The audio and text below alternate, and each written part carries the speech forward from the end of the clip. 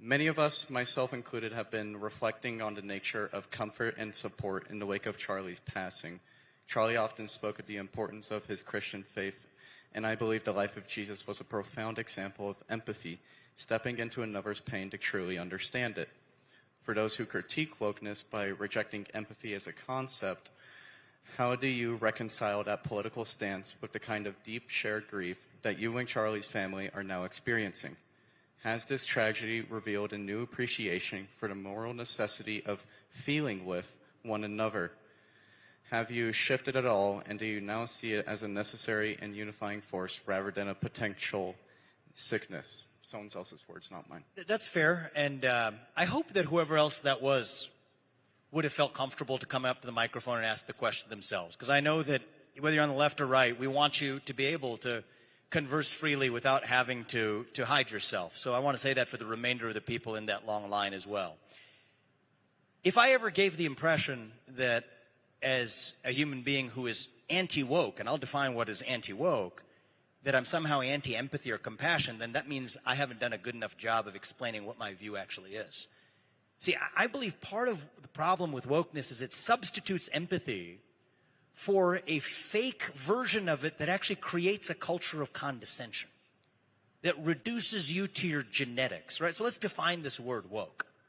There's the premise of your question. I'm anti-woke. What does that mean? It means that your identity is based on your genetics, your race, your gender, your sexuality, your lineage. That if you're one of those attributes, you're an oppressor. If you're another of those attributes, you're oppressed. And it causes us to see one another as nothing more than the sum of our inherited characteristics. I reject that. I think it actually fosters greater division rather than greater empathy and compassion. That is distinct from saying that, you know what, somebody goes through hardship. Do you have empathy for them? Do you have, as a human being, an impulse to want to help them? Of course, whether they agree with you politically or not. And look, the death of Charlie was devastating for me personally. Some 15 days before him, we traveled the country all of last year. He's one of my closest friends in this domain of American politics. And to see him go, I know, was a crushing blow to so many people across the country. We are grateful for the empathy and the community we've been able to form. And we ought to extend that to anybody else who's going through their version of suffering as well. That's what Charlie Kirk would want. That's very different from saying that just because somebody is a particular race or gender, you actually regard them differently. Two very different things.